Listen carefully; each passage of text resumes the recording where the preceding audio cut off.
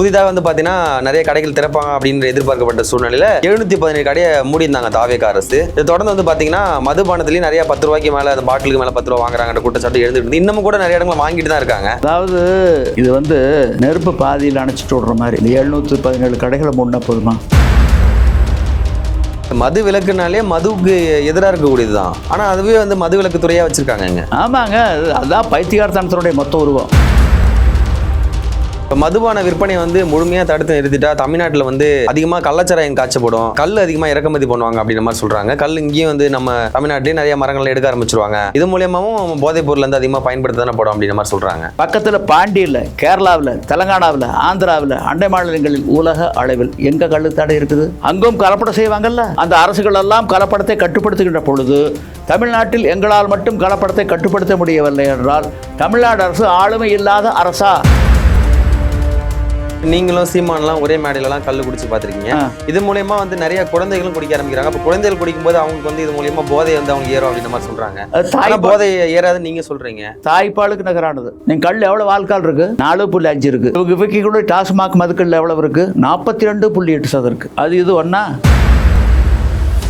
தமிழ்நாடு அரசுக்கு வந்து போதைப்பொருள், மது, உணவு இந்த 3க்கு வேறுபாடு தெரியாது.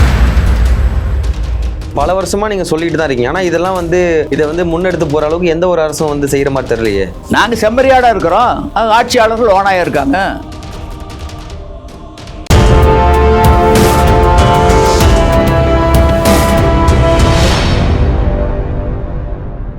யூத் தமிழர்களுக்கு அன்பு வணக்கம். இன்றைய சிறப்பு நேர்காணல் நம்மோடு இணைந்திருப்பவர் கல் நல்லுசாமி அவர்கள். வணக்கம் ஐயா. வணக்கம். எப்படி இருக்கீங்க? நலமாக இருக்கின்றேன். ஓகே.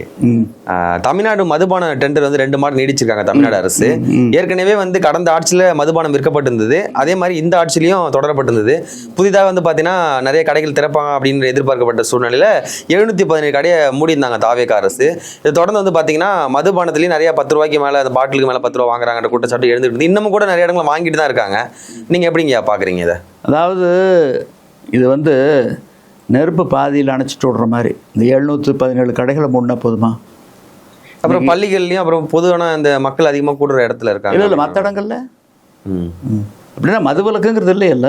இல்லை மதுவிலக்கு ஆயத்துறை அமைச்சர் விக்னேஷ் அவர் சொல்கிறாருல்ல, எல்லா இதையும் நம்ம மூடிட்டா மட்டும் மதுவே ஆறா ஓடுது. அரசே மதுபான கடை நடத்துது. அப்புறம் எதுக்கு மது விலக்குத்துறை அமைச்சர்? மது விலக்குன்னு ஒரு காவல்துறையில் ஒரு பிரிவு இருக்குல்ல, எதுக்கு அந்த பிரிவு? இல்லை மது விலக்குனாலே மதுவுக்கு எதிராக இருக்கக்கூடியது தான். ஆனால் அதுவே வந்து மது விலக்கு துறையாக வச்சுருக்காங்க. ஆமாங்க, அதுதான் பைத்தியகாரத்தனத்தினுடைய மொத்த உருவம். நீங்கள் அதை புரிஞ்சுக்குங்க. சரி, தமிழ் வாழ்கன்னு எழுதுறமல்ல இல்லையா? மாவட்ட ஆட்சியர் அப்படின்னு சொல்கிறாங்கல்ல, ஆங்கிலத்தில் என்ன சொல்கிறோம்? ஐஏஎஸ் ஆஃபீஸர்னு சொல்கிறோம். ஐஏஎஸ் அல்ல, டிஸ்ட்ரிக்ட் கலெக்டர்னு சொல்கிறோம்ல. ஓகே, அதுக்கு தமிழாக்க என்ன? மாவட்ட ஆட்சியர். அது எப்படி வரும்? ஆங்கிலேயன் வரி வசூல் பண்ணுறதுக்கு ஒரு நபர் நியமிச்சிருந்தாங்க அந்த மாவட்ட அளவில். டிஸ்ட்ரிக்ட் கலெக்டர், மாவட்ட வரி வசூலர், அப்படித்தான் எழுதணும்.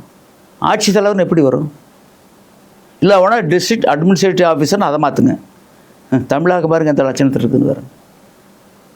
மாவட்ட வரி வசூலர் தான், மாவட்ட ஆட்சித்தலைவர் அல்ல. டிஸ்ட்ரிக்ட் கலெக்டர்னா ஒரு ஒரு ஒரு ஒரு கேள்விக்கு கேட்டால் அந்த கேள்வி என்ன பதில் சொல்லுவீங்க?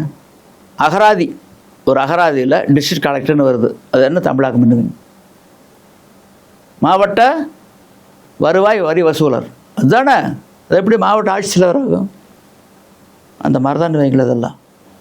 இப்போ எப்படி ஆதி திராவிட நலத்துறையை எப்படி சமூக நீதித்துறையாக மாற்றலாம், அந்த மாதிரி மாற்ற சொல்கிறீங்க? அதையும் இல்லை, அது வந்து நீங்கள் வந்து ஒன்றா ஆங்கிலத்தில் இருக்கிறத மாற்றுங்க, இல்லை ஒன்றா தமிழில் இருக்கிறத மாற்றுங்க. ஒன்றா டிஸ்ட்ரிக்ட் கலெக்டர்னா மாவட்ட வருவாய் வசூல் அதிகாரி, வசூலர், மாவட்ட வருவாய் வசூலர், அது வச்சுங்க. மாவட்ட ஆட்சித்தலைவர்னு எப்படி சொல்ல முடியும்? ஒன்றா இதை மாற்றுங்களா, ஒன்று அதை மாற்றுங்க. இப்போ மதுபான விற்பனை வந்து முழுமையாக தடுத்து நிறுத்திட்டா தமிழ்நாட்டில் வந்து அதிகமாக கள்ளச்சாராயம் காய்ச்சப்படும், கல் அதிகமாக இறக்குமதி பண்ணுவாங்க அப்படின்ற மாதிரி சொல்கிறாங்க. கல் இங்கேயும் வந்து நம்ம தமிழ்நாட்டிலேயே நிறைய மரங்களை எடுக்க ஆரம்பிச்சிருவாங்க. இது மூலியமாகவும் போதைப் பொருள் வந்து அதிகமாக பயன்படுத்த தானே படும் அப்படின்ற மாதிரி சொல்கிறாங்க. ஏனுங்க, கல்லுக்கு நாங்கள் அனுமதி கேட்கல அரசுக்கிட்ட. கள்ளுக்கடைகளை திறக்க வேண்டும் என்ற கோரிக்கையும் வைக்கவில்லை. 1950 ஜனவரி 26 அரசியலமைப்பு சட்டம் நடைமுறைக்கு வந்தது. அந்த சட்டம் கொடுத்திருக்கும் உணவு தேடும் உரிமைதான் கள் இறக்குவதும் பருகுவதும். கலப்படத்தை காரணம் காட்டி தமிழ்நாடு அரசு அநியாயமாக அந்த உரிமையை பறித்து கொண்டது. பக்கத்தில் பாண்டியில், கேரளாவில், தெலங்கானாவில், ஆந்திராவில், அண்டை மாநிலங்களில் உலக அளவில் எங்கே கள்ளுத்தடை இருக்குது? அங்கும் கலப்படம் செய்வாங்கல்ல. அந்த அரசுகளெல்லாம் கலப்படத்தை கட்டுப்படுத்துகின்ற பொழுது தமிழ்நாட்டில் எங்களால் மட்டும் கலப்படத்தை கட்டுப்படுத்த முடியவில்லை என்றால் தமிழ்நாடு அரசு ஆளுமை இல்லாத அரசா? ஆளுமை இல்லாமல் போனால் ஏன் அந்த முதலமைச்சர் பதவியில் அமர்ந்திருக்க வேண்டும்? இறங்குங்கள். இந்த கேள்விக்கு என்ன பதில்? தாவேக அரசு சொல்றீங்களா? ஆமாம், எல்லா அரசையும் சொல்கிறேன். நான் கலைஞர் காலத்திலேருந்து சொல்லிட்டு இருக்கிறேன். 10 கோடி ரூபா பரிசுன்னு அறிவிச்சு கலைஞர் காலத்தில் அசுமதியாக நடத்தினோம். அடுத்து ஜெயலலிதா காலத்தில் நடத்தினோம். அடுத்து இபிஎஸ், ஓபிஎஸ் வகைரா முதலமைச்சராக இருந்தபோது அசுமதியாக நடத்தினோம். மு.க. ஸ்டாலின் முதல்வர் இருந்தபோது நடத்தினோம். அந்த குதிரையை தடுத்து நிறுத்தி வாதிட்டு கள்ளுமுறை தடை செய்யப்பட வேண்டிய போதைப் பொருள் தான் மதுதான். கள் தடை நியாயமானது என நிரூபித்தால் 10 கோடின்னு சொன்னோம். அரசும் அரசியல் கட்சிகள் தரப்பும் கலந்து கொள்ளலாம். யாரும் வரல. சென்னை பிரகடனம் சொல்லி முடித்தோம். எதற்கு உங்களுக்கு கட்சி? எதற்கு ஆட்சி? எதற்கு பதவி? ஒரு பதிலும் இல்லை. இப்போ நீங்களும் சீமானெலாம் ஒரே மேடையிலலாம் கல் குடிச்சு பார்த்துருக்கீங்க. இது மூலயமா வந்து நிறைய குழந்தைகளும் குடிக்க ஆரம்பிக்கிறாங்க. அப்போ குழந்தைகள் குடிக்கும்போது அவங்களுக்கு வந்து இது மூலயமா போதை வந்து அவங்களுக்கு ஏறும் அப்படின்ற மாதிரி சொல்கிறாங்க. ஆனால் போதை ஏறாதுன்னு நீங்கள் சொல்கிறீங்க. தாய்ப்பாலுக்கு நகரானது. நீங்கள் கல் எவ்வளோ வாழ்க்கால் இருக்குது? 4.5 இருக்குது. இவங்க விற்கி கூட டாஸ்மாக் மதுக்கல்ல எவ்வளோ இருக்குது? 42.8% இருக்குது. அது இது ஒன்றா? சரி, சில பெரியவங்க சொல்லுவாங்க, நீங்கள் கேட்டிருக்கீங்களா? பழைய சோத்தில் தயிர் ஊற்றி கொண்டுட்டு நீ வண்டி வாகனம் ஓட்ட வேண்டாமாங்க. கல்லில் இருக்கிற மாதிரி அதில் வந்து ஒரு மயக்கம் இருக்கும், விபத்துக்கு வழிவகுக்கும். அதனால் நீங்கள் வந்து ஒரு சுடுசோறு இருக்குது, சுடுசோத்தில் ஆல்கால் அவ்வளோவா இராது. பழைய சோறாக மாறும்போது ஆல்கால் வந்துடும். அடுத்து பால், கறக்கூடிய பால் ஆல்கால் இருக்காது. அதே தயிராக மோராக மாறும்போது ஆல்கால் வந்துடும். பழச்சாத்தில் இருக்குது, தேனில் இருக்குது. எதில் ஆல்கால் இல்லை? நீங்கள் உண்ணுகின்ற உணவு அத்தனையில் ஆல்கால் இருக்குது. பருகுடைய பானம் எல்லாவற்றிலும் ஆல்கால் இருக்குது. விகிதாச்சாரம் மட்டும் வேறுபடுது. ஆல்கால் இல்லாத உணவைத்தான் உண்பேன், பானத்தை தான் பருகுவேன்னு சாகர தவிர வழியே கிடையாது. ஒரு சிலர் சொல்லுவாங்க ஆர்வ கோளாறு, நாங்கள் ஆட்சிக்கு வந்தால் ஒரு சொட்டு ஆல்கால் இருக்காது, ஒரு பைசா லஞ்சம் இருக்காது. நடக்காது, நடக்காது, நடக்காது. இப்போ தாவேக அரசும் நாங்கள் ஆட்சிக்கு வந்தால் போதைப் பொருளாக இருக்காதுன்னு சொன்னாங்க. ஆனால் போதைப் பொருளை வந்து ஓரளவு தடுக்கிறது நடவடிக்கை எடுத்துகிட்டு இருக்காங்க. ஆனாலும் அந்த மதுபான விற்பனைங்கிறது தொடர்ந்துகிட்டு தான் இருக்குது. ஏன் மதுபானத்தை இது மூலியமாக தான் தமிழ்நாடு அரசுக்கு லாபம் இருக்குதா நம்ம பார்க்கப்படுது? இதை மட்டும் தான் நம்பியிருக்கா தமிழ்நாடு அரசு வருமானத்தில்? அதாவது தமிழ்நாடு அரசுக்கு வந்து போதைப்பொருள், மது, உணவு இந்த 3க்கு வேறுபாடு தெரியாது, மக்களுக்கு தெரியாது. போதைப்பொருள்னா என்ன? எல்லா போதைப் பொருளா? சர்வதேச அளவில் போதைப் பொருள் என்று அடையாளம் காட்டப்பட்டிருப்பவை ராஜபோதை என்று சொல்லக்கூடிய ஓபியம், அபின், கஞ்சா, marijuana, pethidine, heroin, brown sugar, cocaine, LSD, China white இவைகள் தான் போதைப் பொருள். மதுன்னு என்ன? பிராண்டி, விஸ்கி, ரம்மு, சாராயம், ஓட்கா, மவுத்தாய், இதுதான் மது. கல் உணவு உலக அளவில் உணவாக ஏற்றுக்கொள்ள கொண்ட ஒன்று கல். It is not intoxicating liquor, it is part of food. இதைத்தான் அரசியலமைப்பு சட்டம் 47வது பிரிவு சொல்லுது. என்ன சொல்லியிருக்காங்கன்னா, the state shall regard raising the level of nutrition and the standard of living of its people and the improvement of public health as among its primary duties, and in particular the state shall endeavour to bring about the prohibition of the consumption except for medicinal purposes of intoxicating drinks and of drugs which are injurious to health. We want interpretation for Article 47. வர சொல்லுங்க பாப்போம். அரசினுடைய தலையாய கடமைகள் 3. The duties of the government. சத்தான உணவை மக்களுக்கு கொடுப்பது. எது சத்தான உணவு? கள்ளா இல்லை இறக்குமதி மதுக்களா, இது தயார் பயநாட்டு மதுக்களா? கல் தான். கல்லில் உடலுக்கு தேவையான ஊட்டச்சத்துக்கள்லாம் இருக்குது, மருத்துவ குணம் இருக்குது, தாய்ப்பாலுக்கு நகரானது. தாய்ப்பாலில் லோரிக் ஆசிட் இருக்குது, அந்த லோரிக் ஆசிட் கல்லில் இருக்குது. இதை பல வருஷமாக நீங்கள் சொல்லிட்டு தான் இருக்கீங்க. ஆனால் இதெல்லாம் வந்து இதை வந்து முன்னெடுத்து போகிற அளவுக்கு எந்த ஒரு அரசும் வந்து செய்கிற மாதிரி தெரியலையே. நாங்கள் செம்மறியாடாக இருக்கிறோம், அது ஆட்சியாளர்கள் ஓனாயாக இருக்காங்க. எந்த கட்சியும் வாய் திறக்காது. நீங்கள் கேட்டீங்கல்ல வருவாய் பற்றி. இப்போது டாஸ்மாக் மது இருக்குல்ல, அந்த மது எதுலேருந்து தயாரிக்கிறாங்க? இல்லை பழச்சாறு, இந்த மாதிரி பழங்கள்லேருந்து பழச்சாரா? எந்த பழம் தெரியாது. அது எந்த பழம்? பழச்சாரும் கிடையாது, கிளச்சாரும் கிடையாது. எல்லாம் ரசாயன கழிவு. சர்க்கரை ஆலையில் இருந்து பெறக்கூடிய ரசாயன கழிவு மொலாசஸ், அதுதான் மூலப்பொருள். அந்த மொலாசஸ் எங்கேருந்து கிடைக்குது? எதில் கிடைக்குது? கரும்புலேருந்து கிடைக்குது. கரும்பு யார் பயிர் பண்ணுறா? விவசாயிகள் பயிர் பண்ணுறாங்க. பயிரிட்ட கரும்பை யாருக்கு கொடுக்குறாங்க? சர்க்கரை ஆலைகள். சர்க்கரை ஆலைகள் எப்படி பணம் கொடுக்குறாங்க? கரும்பு கட்டுப்பாட்டு ஆணை 1966 படி அந்த கரும்பிலிருந்து பெறக்கூடிய சர்க்கரையினுடைய அளவை கணக்கிட்டு தான் கொடுக்குறாங்க. உபப்பொருள் என்னென்னு கிடைக்குது? மொலாசஸ், பக்காஸ், சக்கை, பிரஸ்மட்டு. இதற்குண்டான தொகையை கொடுப்பதில்லை. அரசால் நியமிக்கப்பட்ட ஒரு குழு, பர்காவா கமிஷன், அந்த குழு அரசுக்கு பரிந்துரை பண்ணியிருக்கு. விவசாயிகளுக்கு நீங்கள் அந்த உபப்பொருளுக்கு உண்டான தொகையை கொடுக்கணும், அந்த மொலாசஸ், பக்காஸ், பிரஸ்மட்டு அப்படின்னு அரசுக்கு அவர் பரிந்துரை பண்ணார். பர்காவாக இருந்து பல ஆண்டுகளாச்சு. ஆட்சி மாற்றம் ஏற்பட்டது டெல்லியில், காட்சியில் மாற்றம் இல்லை.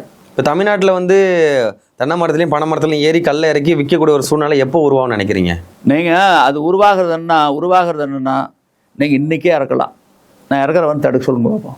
சீமான பனை மரத்தில் ஏறி அவர் கல்லை. ஆமாம், ஏன் எங்கள் மேலே வழக்கு பதிவு பண்ண வேண்டியதானே? ஏன் பதிவு பண்ணல? சரி, ஒரு பொது வெளியில் ஒரு பனை தொழிலாளியினுடைய வாழ்விடத்துக்கு போய் கைத்து கட்டல் உட்காந்துக்கிட்டு கல்லறக்க சொல்லி அது பணவள கோட்டையில் வாங்கி குடிச்சாரல்ல சந்திரபாபு நாயுடு, ஒரு முதலமைச்சர். அதே டாஸ்மாக் கடையில் சந்தைப்படுத்தக்கூடிய பிராண்டிவோ விஸ்கிவோ குடிச்சிருந்து என்ன ஆயிருக்கும்? மயக்கம் அடைஞ்சிருப்பாரு. மயக்கம் இல்லை, நீ முதலமைச்சர் பதவியில் இருக்கிறதுக்கு லாயக்கில் ஒரு குடிகாரம் இருக்கக்கூடாது அப்படின்னு குரல் எழுப்பியிருப்பாங்களா? எழுப்ப மாட்டாங்களா? அந்த இது ஏதாச்சும் யாராச்சும் ஒருத்தர் விமர்சனம் பண்ணுறாங்களா? இதுலேருந்து உணவுங்கிறது தெரியாதா இந்த தமிழ்நாட்டு ஆட்சியாளர்களுக்கு, இந்த அரசியல் கட்சி தலைவர்களுக்கு? சரி, டாஸ்மாக் மூலமாக எவ்வளோ வருமானம் வருது? ஆண்டுக்கு 50,000 கோடி கிட்ட. 50,000 கோடி. இது முன்கதை வழியாக வர்றது.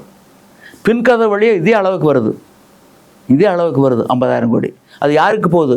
லிக்கர் லாபி வலுவாக இருக்காங்க. ஆளுக்கு மேலே 10 ரூபா வாங்குறது சொல்கிறீங்களா? எதில்? இல்லை, அது ஒன்றும் இல்லைங்க. லிக்கர் லாபி வலுவாக இருக்காங்க.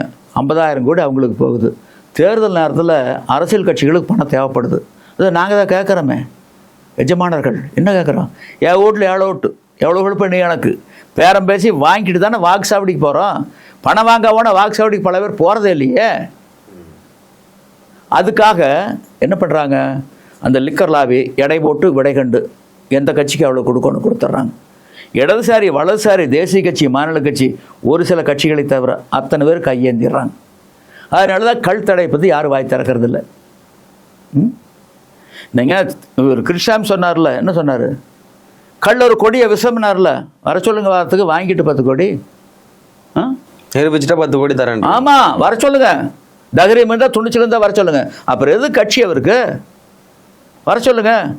கலைஞர் எங்களை கண்டு ஓடினவர், ஜெயலலிதா ஓடினவங்க தான், இபிஎஸ் ஓபிஎஸ் வகைராக்கள் ஓடினவங்க தான், முக ஸ்டாலின் ஓடினவங்க தான். இல்லை இப்போ இவருடைய அமைச்சரவையில் இருக்கக்கூடிய அமைச்சர்களை வர சொல்லுங்கள், ஐஏஎஸ் அதிகாரிகள் வர சொல்லுங்கள். ஏன் அவரே வரட்டுமே, நிரூபிக்கிட்டு 10 கோடி கொடுத்துட்றேன். ஏன் நிருபராகி நீங்களே வாங்க, 8 கோடி மக்களுக்கு சவால் விடுறோம். நீங்கள் நிரூபித்தால் கல் தடை நியாயமானது என நிரூபித்தால் கல்லேக்கம் தன்னுடைய நிலைப்பாட்டை மாற்றிக்கொள்ளும், தோல்வியை தவறை ஒப்புக்கொள்ளும், வெற்றி பெற்ற உங்களுக்கு 10 கோடி ரூபாய் பரிசும் கொடுக்கும். வாங்க. அப்படி ஒரு நிலை வருகின்ற பொழுது கல்லியக்கம் சான்றாண்மை கொண்ட இயக்கமாக மாறும். அதான் வள்ளுவர் பதிவு பண்ணுறாரு, சால்பிற்கு கட்டளை யாதனில் தொலையலார் கண்ணும் கொள்ளல். ஒரு மனிதன் சான்றோனா இல்லையா என்பதற்கு உரைகள் எது என்றால் தோல்வியை தவறை ஒப்புக்கொண்டு தன்னுடைய நிலைப்பாட்டை மாற்றிக்கொள்பவன் சான்றோன். அந்த அடிப்படையில் எங்களுடைய இயக்கம் சான்றாண்மை கொண்ட இயக்கமாக மாறும். தோல்வி என்ற பதிவு கல்லியக்கத்தினுடைய வரலாற்றில் இல்லவே இல்லை. வர சொல்லுங்க பார்ப்போம். ஆண்டவனே வந்தால் நாங்கள் வாதிட தயார். அப்புறம் எது கல்லுக்கு தடை? எந்த நாட்டில் இருக்குது, எந்த மாநிலத்தில் இருக்குது? வள்ளுவர் என்ன சொல்கிறாரு? எவ்வது உறைவது உலகம், உலகத்தோடு அவ்வது உறைவது அறிவு. உலகத்தோடு ஒட்ட ஒழுகல் பழகற்றும் கல்லார் அறிவிலதார். உலகத்தார் உண்டென்பது இல்லென்பான் வையத்து அழகையா வைக்கப்படும். ஒட்டுமொத்த உலக கள்ள உணவுன்னு சொல்லுது. தமிழ்நாட்டில் மட்டும் ஆட்சியாளர்களும் சில அரசியல் கட்சி தலைவர்களும் இது உணவல்ல, இது போதைப் பொருள், இது மது என குறுக்கு சால் ஓட்டுகின்றார்கள். இப்படி குறுக்கு சால் ஓட்டுவோனை உலக பேய் பட்டியலில் வைக்கப்பட வேண்டும். கருணாநிதி ஒரு பேய் தான், ஜெயலலிதா ஒரு பேய் தான், இபிஎஸ் ஓபிஎஸ் வகைரா ஒரு பேய் தான், ஸ்டாலின் ஒரு பேய் தான். இவருக்கு அந்த சொல்லு வரக்கூடாதுன்னு ஒரு பேரை மட்டும் வாயிலே சொல்ல மாட்டேறீங்க, பயமா கேஸ் போட்டுருவாங்க. அப்படியெல்லாம் ஒன்றும் இல்லை, போக போகத்தான் தெரியும். நீங்களே சொன்னீங்களே இப்போ தனாட்சிக்கு வந்திருக்காங்க, அதுக்குள்ள நாம் சொல்லக்கூடாதல்ல. போக போக தெரியும், இந்த பூவின் வாசனை புரியும், பார்த்துக்கலாம். சரிங்க, உங்கள் நேரத்தை ஒதுக்கி நிறத்தலை பயந்தீங்க, மிக்க மகிழ்ச்சி. நன்றிங்க. நன்றி.